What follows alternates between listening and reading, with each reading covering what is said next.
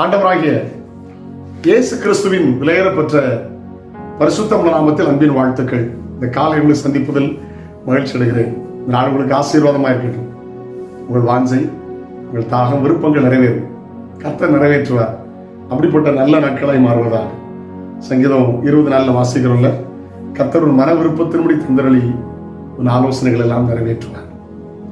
அதாவது உடைய இருதயத்துள்ள வாஞ்சை, எனக்கு அப்படி நடந்துராதா, எனக்கு அப்படி நடந்துராதா, இவ்வளவு நாளாக காத்திருக்கிறேன். அந்த நீதிமொழிகள் 13:12 காத்திருக்கிறது இழைக்கப்படுமா, ஆனா விரும்புறது வரும்போதோ அது ஜீவ விருட்சம் போல இருக்குமா. ஆண்டவருக்கு தோத்திரம். ரொம்ப நாளா காத்திருக்கீங்களோ, ரொம்ப வருஷமா காத்திருக்கீங்களோ, சில மாதங்களா காத்திருக்கீங்களோ, குழந்தை பாக்கியத்திற்கா, திருமணத்திற்கா, நல்ல ஜாப்கா, நல்ல வேலைக்கா, எதுக்கு காத்திருக்கிறீங்க? உங்க வாஞ்சி அவர் அறிகிறார். கர்த்தருக்கு ஸ்தோத்திரம். பைபிள்ல பாத்தீங்கன்னா அன்னாள் அவங்க வாஞ்சித்தார்கள். அவங்க வாஞ்சியை கர்த்தர் நிறைவேற்றினார். கர்த்தருக்கு ஸ்தோத்திரம். சாமுவேலை கொடுத்தார். பெரிய தீர்க்கதரிசியை கர்த்தர் மாற்றினார். ஆமென். கண்ணீரோடு ஜபித்தாங்க. அதுக்கு பிறகு அவங்க துக்கமுகமா இருக்கல, அவங்க வாஞ்சியை நிறைவேற்றி அவங்களை ஆசீர்வதித்தார். உங்களுக்கும் வாக்குத்தத்த தலைமுறைகளை தந்து ஆசீர்வதிப்பார். உங்க தலைமுறையே அவர் ஆசீர்வாதமாக்கி தருவார். தாவீது, மான்கள் நீரோடிகளை வாஞ்சித்து கதறுகிறது போல தேவனே என் ஆத்துமா உம்மை வாஞ்சித்து கதறுகிறது, உம்மை பார்க்க ஆசையா இருந்து நம்முடைய வல்லமை மகிமையை கண்டேன் என்கிறார். ஆண்டவரை பார்ப்பதுல அவ்வளவு வாஞ்சை. நடந்த சம்பவம் தெரியுமா? சவுலை தள்ளி தாவீதை ராஜாவாக ஏற்படுத்தினார். பெரிய இடத்தை பிடித்தார். இயேசுங்கிற போன வார்த்தையை பார்க்கலும் தாவீதுக்கு அதிகமான இடம் வேதத்தில் இருக்கிறது.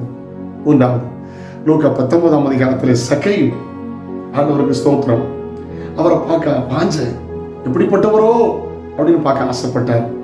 ஆண்டவர் பெயர் சொல்லி அழைத்தார், கூட நடந்தார், பரிசுத்தப்படுத்தினார், வீட்டுக்கு போனார்.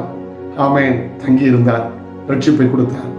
எந்த காரியத்தை வாஞ்சிக்கிறீங்க, உங்கள் வாஞ்சி நிறைவேறும். வசனத்தை வாசிக்க கேட்கலாம்.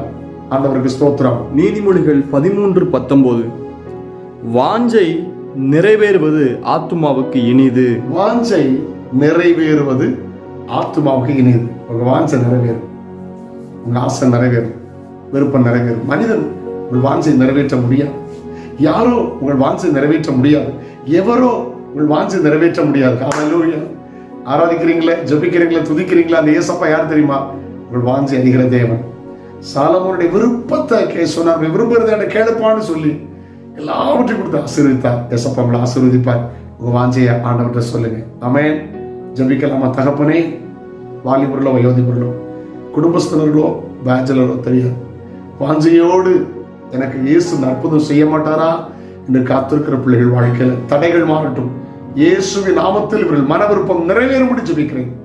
நாள் பிள்ளைகளுக்கு ஆசீர்வாதமா இருக்கட்டும். இயேசுவின் நாமத்தில் ஜெபங்கள் பிதாவே. ஆமென், ஆமென், ஆமென். நாளை உங்களை சந்திக்கிறேன். அதுவும் நான் கிருபை உங்களை தாங்கட்டும். God bless you. Have a nice day.